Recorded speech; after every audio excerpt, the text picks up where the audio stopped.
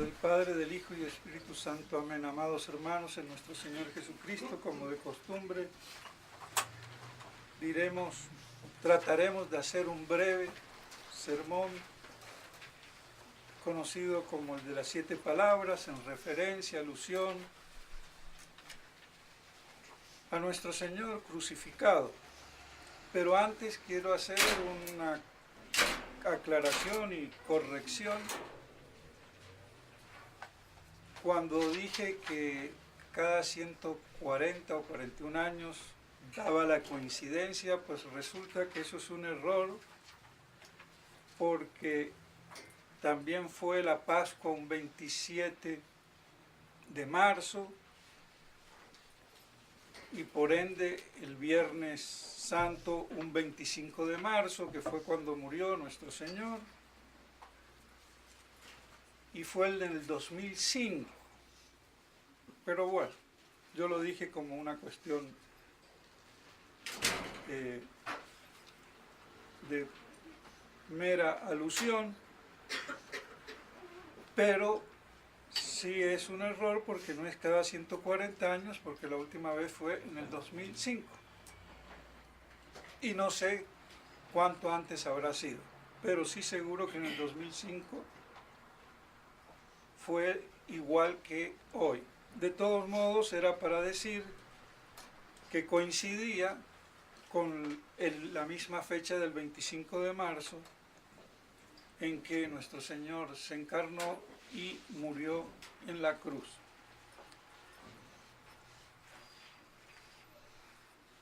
Y en este Viernes Santo,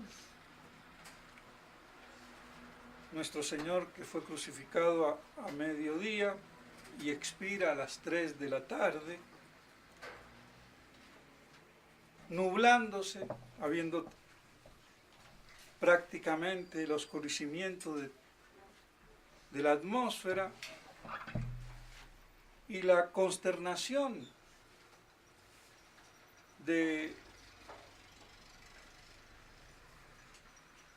día por la muerte de nuestro Señor, que hizo exclamar incluso al centurión: verdaderamente era el Hijo de Dios.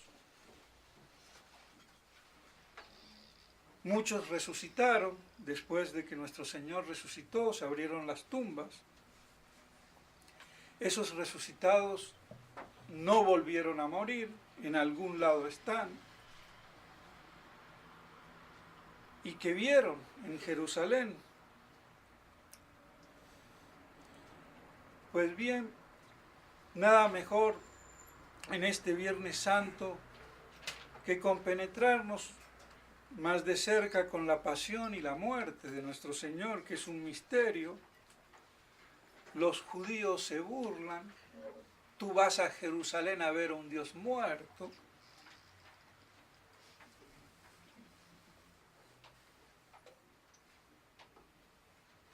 Claro, si yo no entiendo, o no quiero entender, o aceptar por la fe la encarnación,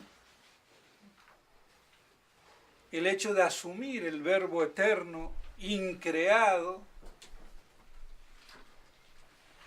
la naturaleza humana, cuerpo y alma humana,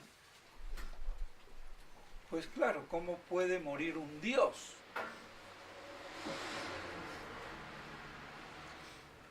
Es la parte humana la que muere.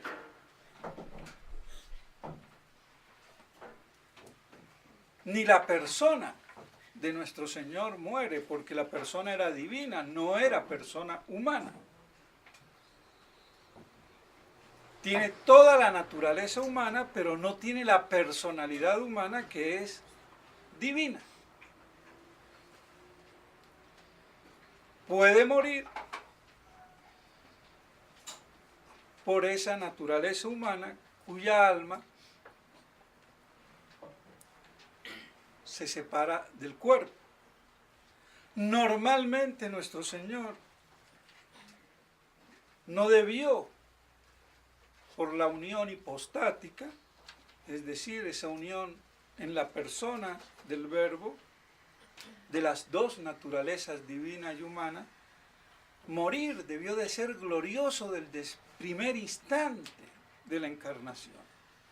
Pero él atajó, impidió esos efectos.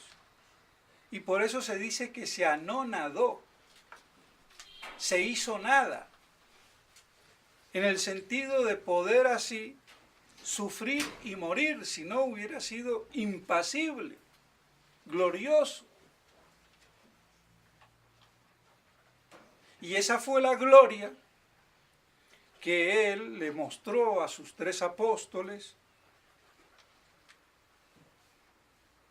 Algunos padres de la iglesia dicen que llevó a 3, pudiéndolo haber llevado a todos, pero no quería que los pecadores vieran esa manifestación.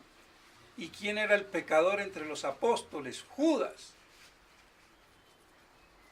¿Y por qué no lo deja Judas solo? Para que por envidia no hiciera algo peor, o se sintiera medio justificado. Entonces por eso elige solamente a 3 y deja a los otros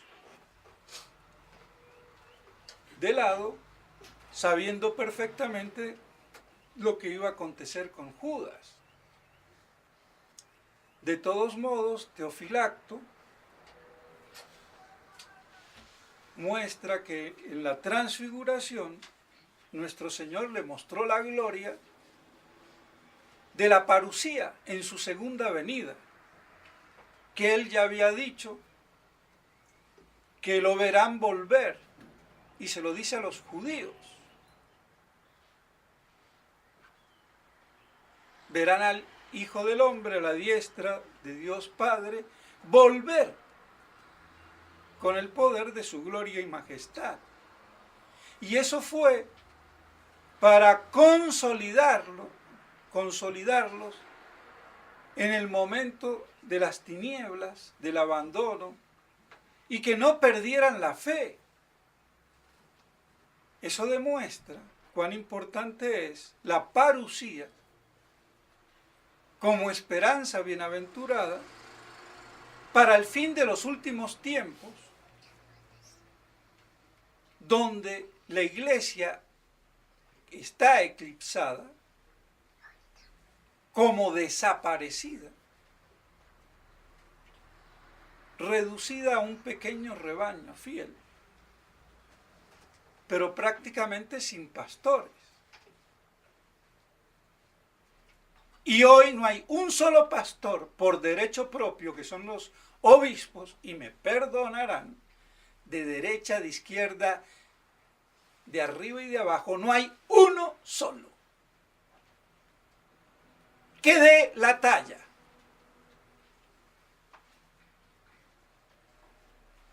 Más desolación. Sacerdotes son auxiliares de los. Pero el que enseña como pastor propio, por obligación ex oficio, es el obispo. Y eminentemente el obispo de Roma, vicario de Cristo, el Papa. Pero ya vemos los papas que hay a partir del Concilio Vaticano II.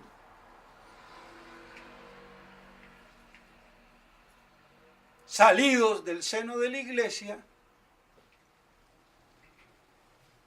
como aquella figura o imagen de Hildegarda, la Iglesia en forma de mujer, y de los genitales la cabeza del anticristo, saliendo de sus entrañas. No es de afuera, es de adentro. Pero no eran de los nuestros. Salieron de nosotros, pero no eran uno de los nuestros. Qué misterio de iniquidad. Y para hacer qué monstruosidad. La monstruosidad de destruir sutilmente la religión, la fe, el dogma, y todo bajo apariencia de humanismo fraterno, políticamente correcto. Por eso son desformaciones tontas, la de un anticristo que va a ser como un degenerado mental que va a horrorizar a la humanidad. No, señor. Será un hombre cordial, humano, humanitario, pero un perfecto naturalista ateo. Pondera la naturaleza humana. Y por eso puede ser incluso defensor de los derechos de la vida y en contra del aborto. Y no quita que sea un perfecto anticristo. Y sobre todo religioso. Porque corrompe, destruye la fe, el dogma, la doctrina, el culto, la religión, con una apariencia de iglesia, pero que no es la verdadera iglesia de Dios. No hay la verdad, y menos la verdad revelada, y menos la verdad imperando por el magisterio de la iglesia, que es el gran obstáculo. Porque San Pío X hace ver muy bien que cuando vuelva nuestro Señor, la iglesia dejará de imperar por el magisterio de la verdad. Habrá una gran confusión. Y es lo que estamos hoy viendo. Entonces el imperio de la verdad, mantenido por la iglesia, el obstáculo. Y por eso había muchas aproximaciones, que la fe espiritual, que el Espíritu Santo, que la Santa Misa, porque todo eso hace parte del imperio de la verdad. Entonces no estaban errados del todo, pero tampoco daban en el clavo del todo. Pero ya es hora que se haga luz. Por lo menos con esta que nos da San Pío X. Y el que encuentre una mejor, que me lo diga.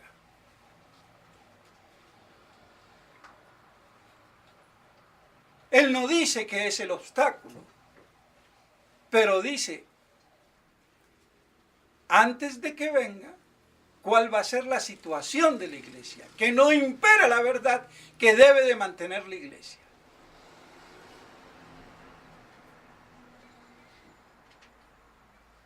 Entonces queda claro cuál es el obstáculo y la dificultad para encontrarlo, pero que bueno, como todo hay cosas profetizadas que se van dilucidando, aclarando a medida que se acerca. Como la imagen de algo. De lejos se ve el bulto. A medida que se aproxima, pues ya se lo encuentra más definido. Y vemos que a partir del Concilio Vaticano II, el obstáculo, el imperio de la verdad mantenido por la Iglesia, nulo. Y pues bien, así entonces nuestro Señor, que se encarna, no permite que su humanidad sea gloriosa, sea anonada, para poder morir en la cruz y redimirnos y salvarnos del pecado. Redimir a todos, sin excepción, y salvar a los que le corresponden a ese amor que Él prodiga. Porque a Dios hay que amarlo. El que lo ama se salva y el que le odia se condena. Y el pecado es eso. La separación de Dios. al que no se lo ama como fin último. Y no lo que hoy entiende el mundo por amor, porque aman con el mismo amor que ama un budista a su vaca sagrada o al Dios que se imagina.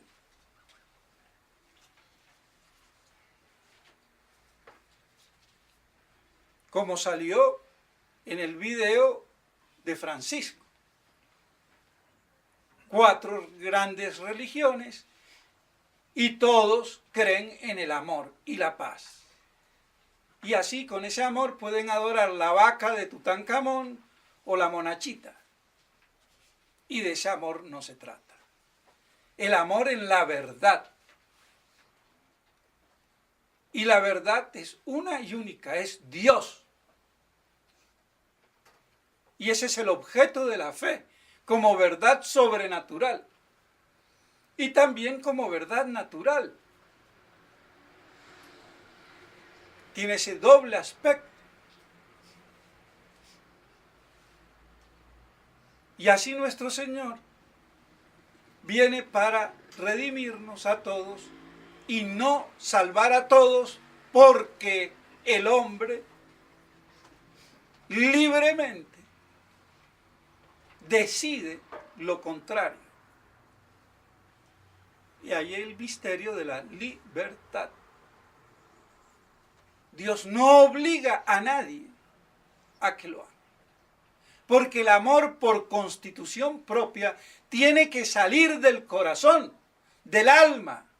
Eso no se compra, ni se vende.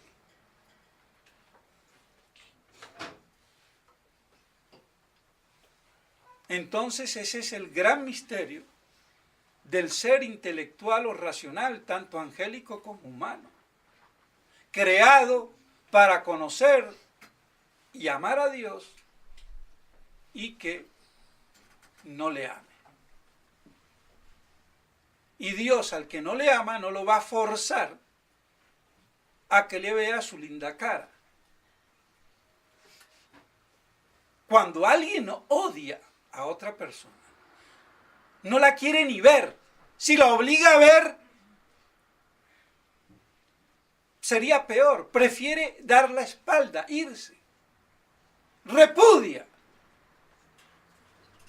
Entonces hay también una misericordia que Dios deja que no le vean la cara. Porque si les obligara, sería peor, por así decirlo, exageradamente, que el mismo infierno, en el cual las llamas mitigarían el dolor del alma y sufrimiento al ver que no está en la felicidad de la posesión plena de Dios, al que odian.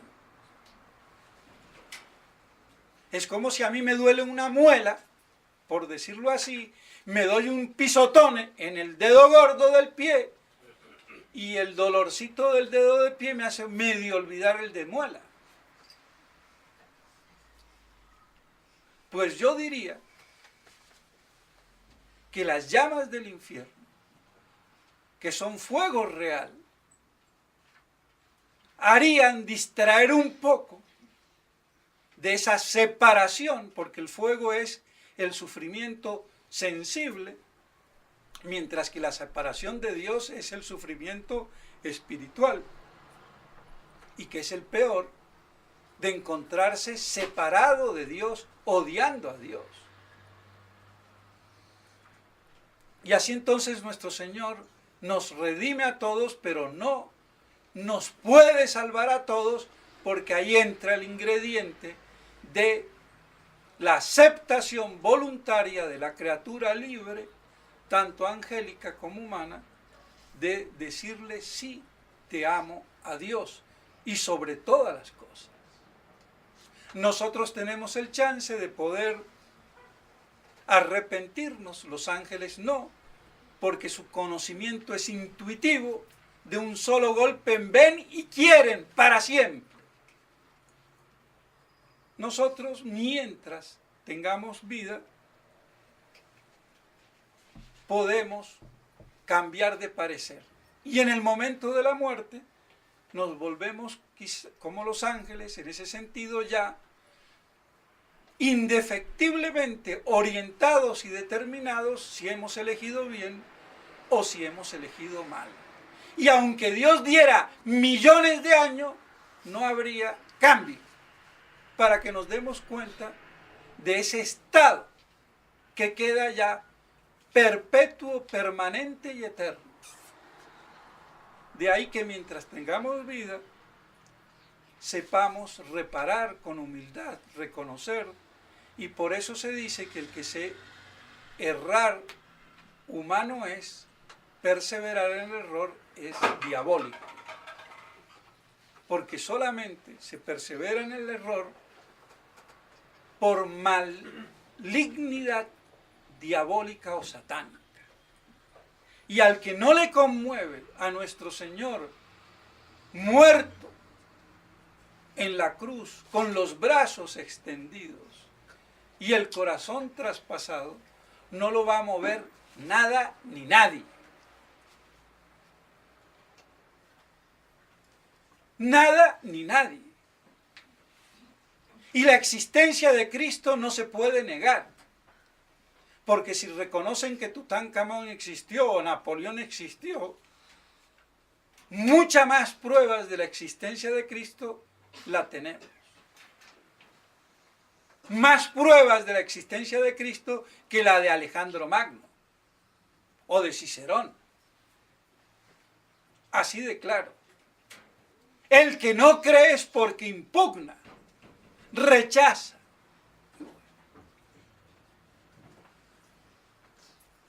Por eso hay que rezar por todas aquellas almas que se oponen a Dios, se oponen a la divinidad de nuestro Señor. Y por eso el misterio de la encarnación exige el misterio de la Trinidad.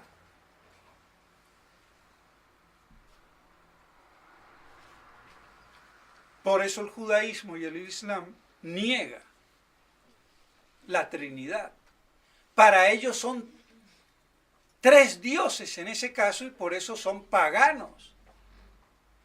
Peor, idólatras.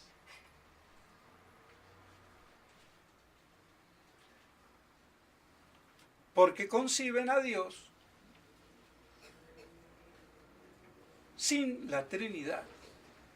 Y el misterio de la Trinidad, ese inefable misterio de lo absoluto de Dios, uno y único, en su naturaleza, substancia o esencia, y trino en su relación de origen real, personal, de cómo cada una de esas tres personas posee la esencia absoluta divina de un modo distinto. Dios Padre como fuente de la naturaleza divina, el Hijo como engendrado desde toda la eternidad que recibe del Padre, como el verbo mental que procede del alma de la inteligencia, pero que no se distingue, no se separa de la inteligencia por esa cierta inmanencia, pero que en Dios es mucho más íntimo y por eso es un reflejo, y el Espíritu Santo que procede del mutuo amor que se tienen en ese conocimiento el Padre y el Hijo, y así se expira, se exhala por la voluntad, por el amor, el Espíritu Santo.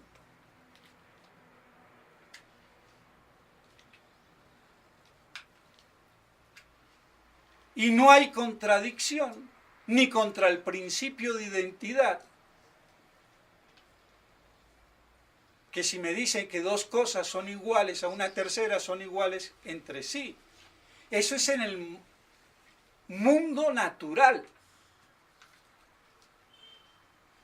Pero en el mundo sobrenatural de la fe, yo puedo decir muy bien que el Padre, el Hijo y el Espíritu Santo son distintos y sin embargo son iguales en la misma naturaleza humana. Porque son, en cuanto a la sustancia, naturaleza o esencia, no hay distinción. La distinción viene en cuanto a la persona, a la relación personal, no a la sustancia o a la esencia. Pero eso solamente también, sin ser contradictorio y contra las razones, superior, y por eso hay que creerlo, admitirlo por la fe. Pero no es contradictorio. Porque no es bajo el mismo aspecto que se identifican las tres personas con la naturaleza divina y el aspecto en que se distinguen entre sí, no en cuanto a la esencia divina o naturaleza, sino en cuanto a la relación personal, del modo de poseer la misma divinidad que no es participada, sino que es consubstancial. Porque hasta Orígenes decía que el verbo era por participación. Y por eso dice Santo Tomás que es un hereje y un blasfemo, aunque lo cita cuántas veces. Pero al pan, pan y al vino, vino. El gran Orígenes. Y no es el único error. Hasta fue precursor de Arrio, si quiere. Entonces, vemos cuando los genios pasan los límites de lo que la Iglesia nos dice. Igual. Entonces, es consubstancial. Porque participación sería poseer una perfección, pero no en la plenitud absoluta de esa perfección que en Dios es la plenitud de ser, sino en un grado inferior.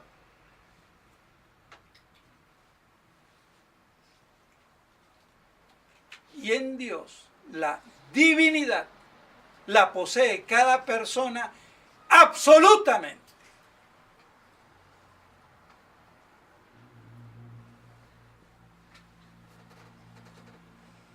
Habría mucho que decir y que explicar teológicamente, no es fácil, pero bueno, vemos cómo esa relatividad en lo absoluto de Dios se compagina perfectamente.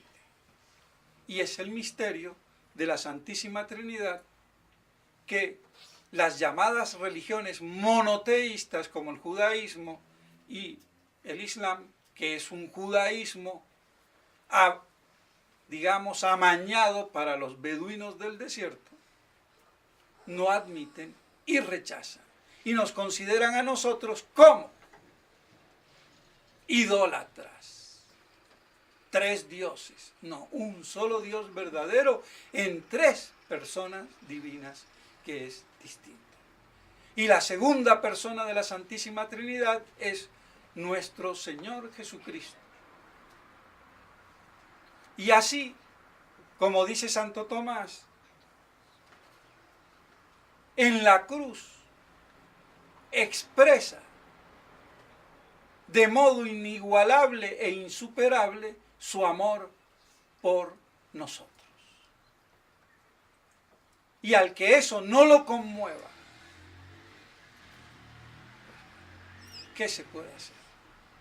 Rezar por él.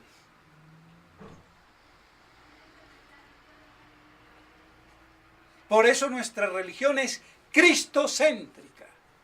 Y cristocéntrica no quiere decir que no sea trinitaria. Porque donde está Cristo está la Santísima Trinidad. Y cuando yo comulgo también a la Santísima Trinidad, que está ahí. El Verbo jamás se separa del Padre y del Espíritu Santo. El que a mí me ve, ve al Padre. El que a mí me conoce, conoce al Padre. Y el que no me conoce a mí, no puede conocer al Padre. La circunmisión, esa mutua inmanencia inseparable. Y esa es una realidad que el sacramento de la Eucaristía como sacrificio sacramental no produce, pero que está por real concomitancia o conexión natural. Entonces, en el sagrario está nuestro Señor y está la Santísima Trinidad. No lo olvidemos. Vemos cómo son cosas que superan, nos superan.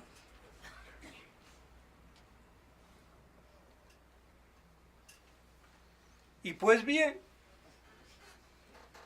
así entonces, no hay mayor expresión del amor. Y por eso el amor sublime se expresa por el sacrificio y el don de sí por el amigo o el ser querido.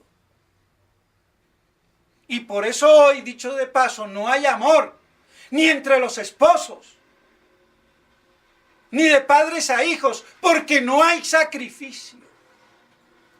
Es el hedonismo, el placer, prostituido o prostituto o como le quieran decir.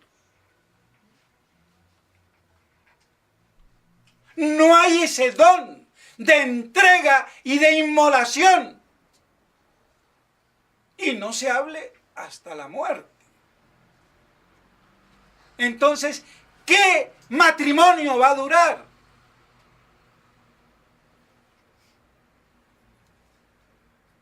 Ahí está. ¿Qué unión va a perdurar?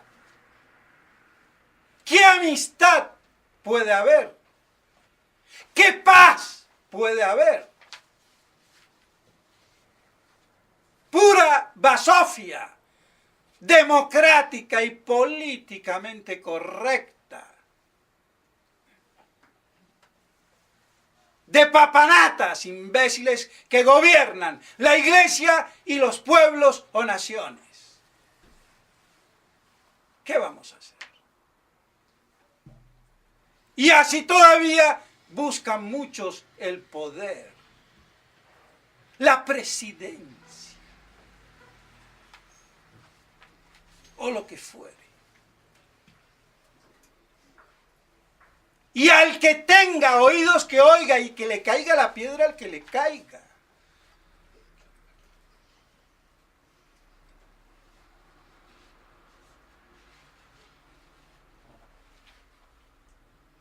Así de claro.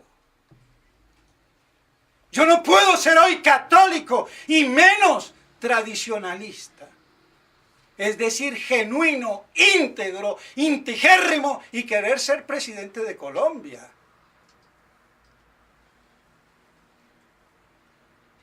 Y el curita de la fraternidad que avale eso, que no le haga el juego al anticristo. Porque para ser presidente de Colombia o de Estados Unidos o de la China, hay que venderse al anticristo político. O si no, no eres. Así de claro.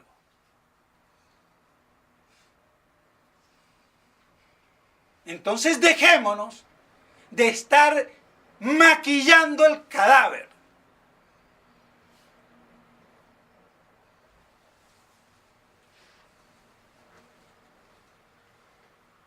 Y pues bien,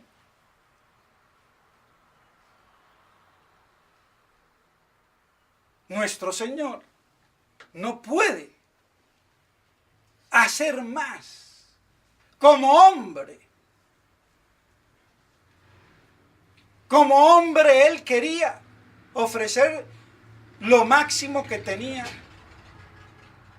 la vida humana a Dios Padre y a la Santísima Trinidad.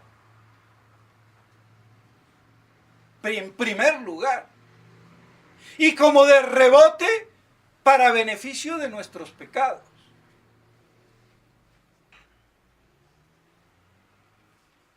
Como de rebote, aunque suene un poquito raro. Porque lo primero que hace nuestro Señor como hombre, siendo Dios, con su vida humana, es ofrecerla a la Santísima Trinidad, honrarla, honrar al Padre Eterno.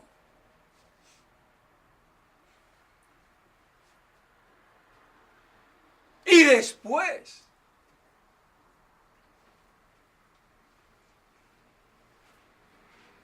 redimirlos y salvarnos,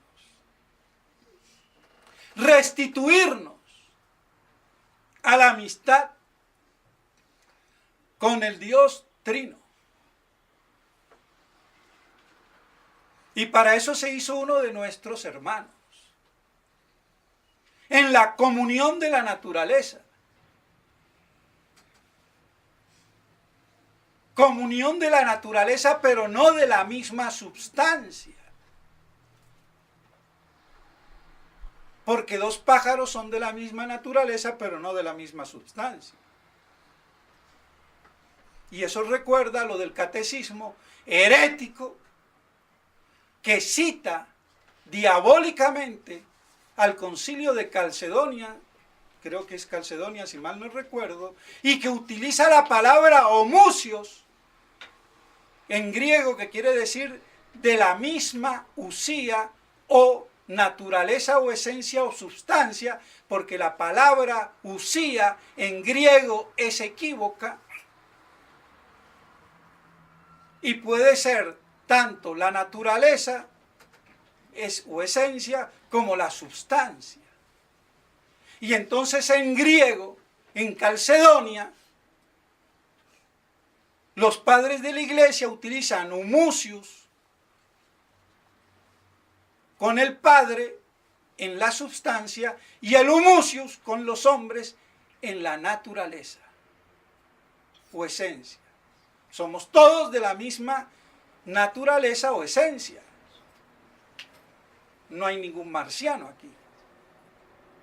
Pero no somos de la misma substancia. Y eso diabólicamente citado para introducir la confusión y quitar el consubstancial, que en latín es mucho más preciso que el equívoco término de homusius por lo de usía en griego.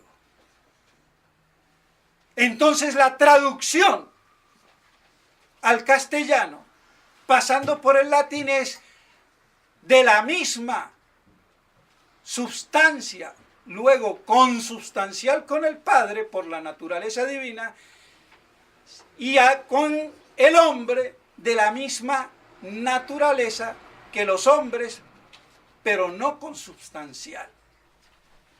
Y esa es la herejía máxima que hay en el nuevo catecismo.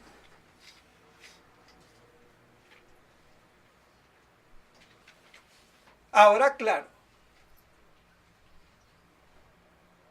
hay que saber un poquito de las cosas, y ya ven ustedes para qué sirve la sana teología tomista y la sana filosofía perenne, de la cual Santo Tomás nos hizo y nos dejó toda una síntesis insuperable.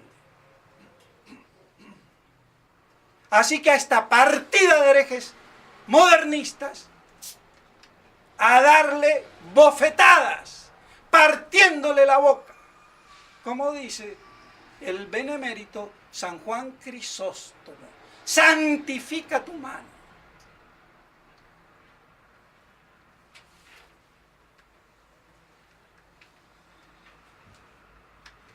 Entonces, mis estimados hermanos,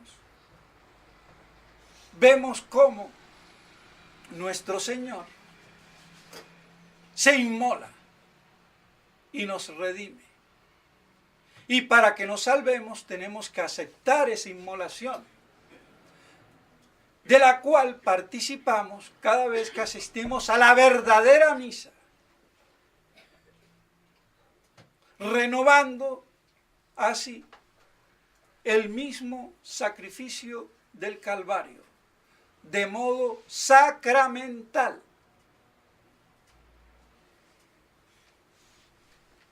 Y por eso anunciamos así su pasión y su muerte, a través del sacramento de la Eucaristía. Que la comunión es una participación a lo que realiza la doble consagración del pan y del vino separadamente, para que quede también con la realidad de las cosas, pan consagrado, vino consagrado separadamente, lo que se significa separadamente por la fórmula de la doble consagración. Significación doble. Palabras por las fórmulas y por las res, las cosas. Y no solamente las cosas. Como algunos teólogos enfatizan y dejan entender y se olvidan de la significación, no solamente de las cosas, pan y vino consagrados, aparte que están ahí, y la de la significación separada de que produce la consagración del pan y la consagración del vino. Doble significación. Palabras y cosas. Los sacramentos tienen esa peculiaridad. Se significa con ambos. Por eso se utilizan también cosas de la materia natural, como en el bautismo el agua, o en las unciones, el aceite de oliva, o lo que fuere. Pues bien, mis estimados hermanos, si es así, ¿cómo no vamos a aprovechar la Semana Santa para adentrarnos en la pasión y la muerte de nuestro Señor? Y darnos cuenta que todo lo que suframos no será nunca igualable a lo que sufrió nuestro Señor en la cruz. Muriendo asfixiado, 3 horas suspendido de los tendones de la muñeca, y cada inhalación de aire, cada suspiro requería apoyarse, por eso había que quebrarle las piernas para que ya no tener el apoyo, y no podía izarse para poder medio respirar. 3 horas. Sin hablar de los azotes, la exudación en Getsemaní, sudar sangre por lo terrible de lo que se avecinaba. Eso solamente ocurre ante el pánico, el terror de una irrealidad que se ve vivamente y hasta hace morir. Y así comenzó nuestro Señor en su agonía.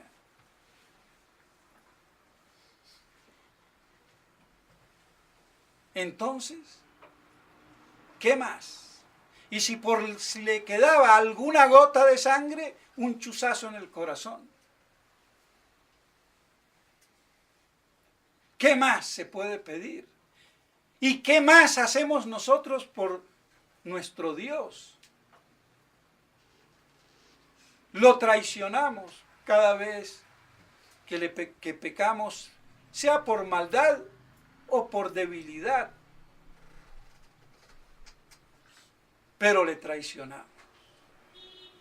Y por eso Él nos da hoy, en esta crisis de la iglesia, un medio privilegiado de purificarnos si adoptamos su bandera y lo defendemos sin importarnos las consecuencias ni aún de la propia muerte, como los mártires. Para que estemos a la altura o medio altura de los hechos apocalípticos presentes.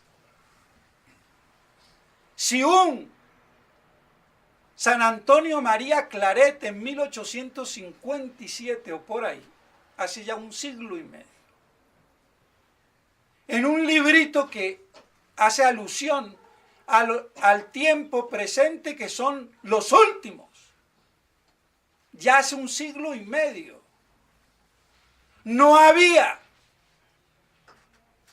comunismo, ni Primera ni Segunda Guerra Mundial, no había el Concilio Vaticano II, no había la nueva misa, no había todo este adefesio, y él ya decía que eso en su época era grave la situación.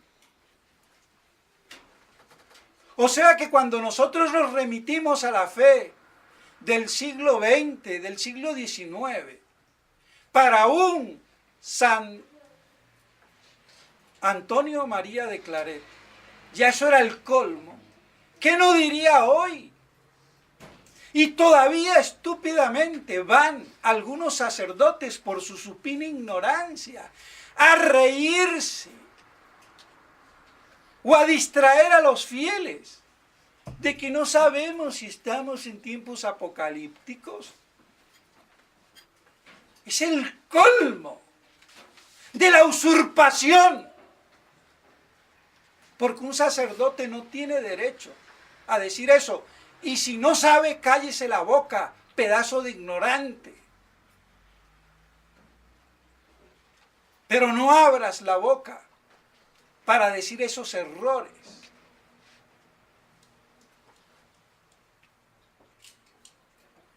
Por eso sería bueno leerlo. No me acuerdo ahora el título y no es muy largo, son 90 páginas. Es más, y da la definición, por eso creo que le ha leído a Lacunza, sin nombrarlo, del reniego que trae Lacunza del griego y que lo traduce por abrenuncio o reniego en español, que es lo característico del anticristo. Pues bien, de todos modos, si lo leyó o no a Lacunza, pero parece que toma ideas muy centrales. La explicación que da Lacunza de la bestia, o de las 4 bestias, de la profecía de Daniel, y después de la bestia en una sola, las 4, es casi idéntica a la que da Lacunza. ¿Será pura coincidencia? Bueno, no sé. De todos modos, ahí está. Pero para decir que ya hace 150 años, un siglo y medio, San Antonio María de Claret pensaba que estábamos en los últimos tiempos. Y hoy todavía lo dudamos. O lo quieren hacer dudar. Porque claro, están esperando el reino de los Quijotes clericales, judaizados, que pretenden salvar la iglesia. Habrá sido que ser animal.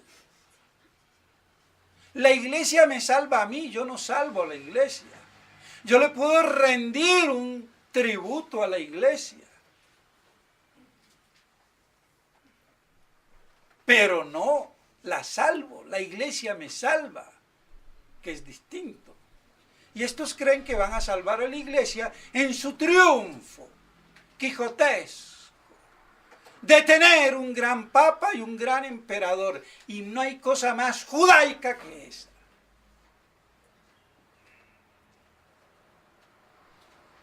Por eso les rechina el apocalipsis y el milenarismo, sin distinguir la herejía, la corrupción de la verdad. Parece de brutos, pero bueno. De todos modos, mis estimados hermanos, si San Antonio María Claret así lo decía, con mucha más razón, y después de haberlo dicho San Pío X, hace no ya 150 años, sino casi un poquito más de un siglo, en 1903, que todo está para pensar, sin ser un loco descabellado, que el anticristo lo único que le falta es nacer, si es que ya no ha nacido. Entonces, y hoy ya vemos que desde el 47 o 48, según qué fecha se tome, la diáspora se acabó. Y eso era anunciado para el fin de los últimos tiempos apocalípticos, antes de la venida inminente de nuestro Señor el día de su parucía. Entonces, nosotros, mis estimados hermanos, apoyados en la cruz, retribuyéndole nuestro amor a nuestro Señor, tratando de tomar su bandera y defenderlo en medio de esta apostasía apocalíptica, y con la esperanza de que Él es el que va a rescatar la iglesia vejada y ultrajada por sus enemigos, eyectando a Satanás de este mundo, destronándolo y destruyendo a la bestia del mar y de la tierra, anticristo religioso y anticristo político, el mar político, la tierra religiosa. Destruya el mal instaurado y oficializado dentro de la iglesia, dentro de Roma. Y por eso la gran apostasía y la gran tribulación.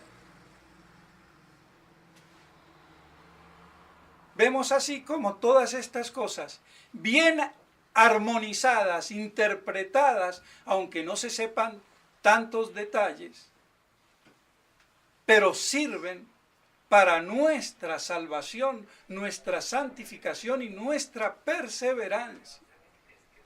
Y por eso, mis estimados hermanos, y ya no me quiero alargar más, porque quería ser breve, pero siempre se me va un poco la lengua, por el afán de querer medio explicar y no tratar los sermones como si fueran de paso, y poder así beneficiarnos de todo esto, vivir la Semana Santa adentrados en la pasión y muerte de nuestro Señor, y después podernos alegrar en la resurrección de Pascua. Pero para alegrarse en la Pascua hay que morir un poco, por lo menos en estos días de los 3 del triduo sacro. Y que podamos así, al igual que Nuestra Señora, perseverar de pie en la crucifixión de nuestro Señor. Y en este vaciamiento, denudación, desmantelación de los altares, vaciamiento del tabernáculo, que prefigura no solamente lo que pasó hace 2000 años, sino lo que pasará en la iglesia a imagen de nuestro Señor Jesucristo antes de que Él retorne. Entonces la liturgia de Semana Santa me está significando proféticamente lo que hoy vivimos apocalípticamente. La gran apostasía, el misterio de iniquidad, la gran tribulación, operada por los mismos ministros que se dicen que son de Dios y no son de Dios. ¡Qué mayor misterio! ¡Y qué prueba de la fe!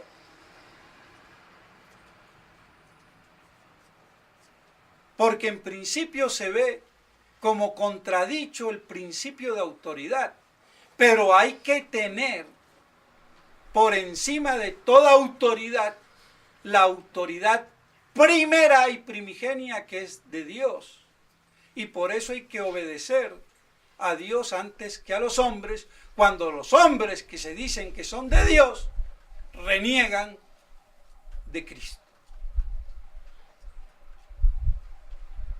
A cada uno que tenga la lucidez mental y la libertad integral para poder decidir bien y firmemente del buen lado, sin justificaciones estúpidas y tontas.